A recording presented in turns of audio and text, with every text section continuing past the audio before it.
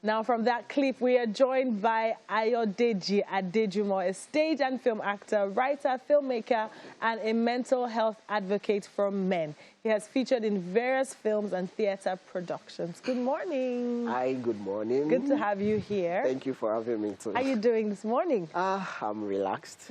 I'm good. Yeah, I mean, let's just delve into our conversation. Doing my research about you, I did see how your work has journeyed through a number of festivals, and now you've adapted it to a film. Yeah. Let's talk about what even inspired this story, because you know there's a lot of talk on mental health, but not so many people talk about men's mental health because of the expectation of a man to be strong and not to be emotional. Yes, man up. Now, man you be now. So let's talk about the story behind the story. Okay, so the story behind the story is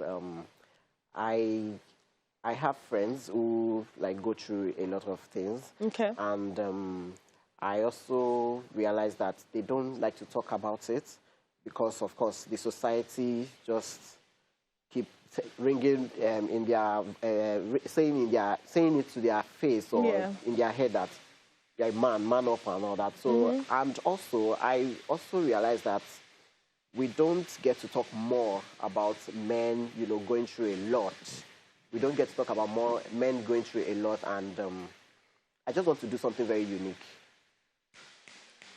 That's it. So it wasn't, that's like the story about this, behind the story. Yeah. Tell us about the whole stage experience and what made you want to adapt it to a film. Okay, I want the story to go further than just being a stage.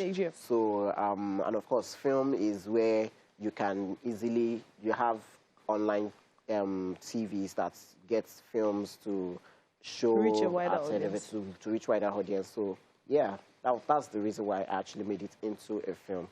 And because of the specific message, suicide prevention, that it talks about. Now, beyond your friends, now, was there any personal experience or any time in your life that you felt very low? I mean, considering the nature of our business, there are times where the work is coming back to back, and then there are low times. Now, how did any of your low times influence this story? Okay, from the writing. Yes. From the writing, because when I wrote the film, the script, I was depressed. So I was depressed. I was going through a lot, and that's when a friend of mine that watched it was like, this film is very deep.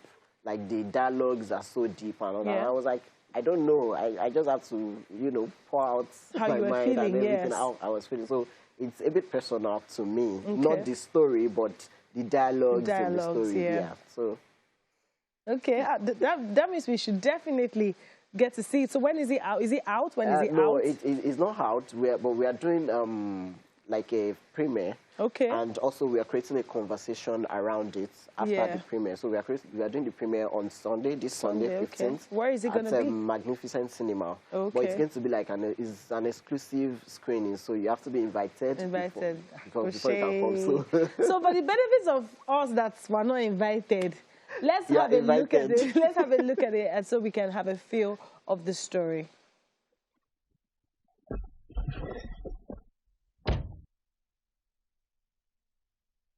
Thank you so much for doing this. I really appreciate it. Charles, don't mention. It's a good day.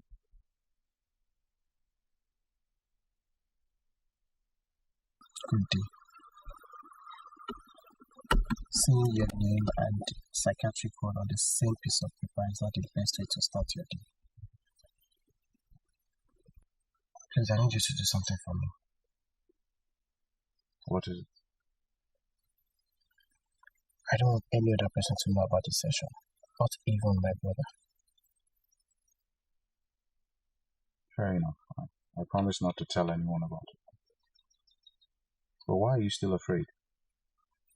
That's what people do. Kill what they are afraid of. So you want to kill everything? That's deep. And that's important because I wouldn't say Nigerians, but people find it hard to even go for therapy because they just feel like, why am I going to spend my money on somebody talking to me? I can talk to myself. Yeah. I like the fact that you were able to get that they were coming from therapy. Yes, yes. It's not only about, okay, just talk, cry, and all that. That sometimes that you need a professional to talk to. Yes, to talk to you. Need to, you need help to be able to adjust back into your normal self. So that's what is also another message that people need to take from this film, that you need help. Yeah, it's not, don't just like, there's nothing wrong in you asking for help. It doesn't make you less of a man. Yeah. So, yeah. Before I let you go, I must let the audience know that you are Baba Salah's son. I want to know, I'm sure you've heard this a million times, but 1,000,001 now. Okay. Now, what are the pressures that you feel, or the pressures that come to you when you know that there's an expectation, most especially when you're recognized by someone like, oh, you're Baba Salah's son? How does that put you? Where does that put you in your mental space? The mental space is always disturbing, because anytime I go for an audition, once I mention my surname and they get to know that, oh, you're Baba Salah's son, okay, that's like, okay, so crack a joke. This I'm like, no, I'm not a comedian. I'm not my dad. I'm just me. Just give me one role that will challenge me and everything. Exactly. So the pressure is always high, because they expect a lot of like performance. They expect you to just kill it. And once you have that in your head, you're already disturbed. So I know. The pressure is there. All right, then, thank you so much for coming. We wish you all the best. And we do hope that the message behind your film and story gets to everybody. Oh, well, there you have it on our conversation with our guest. But there's something steamy in the kitchen. Our nostrils are burning. MM, what's going on?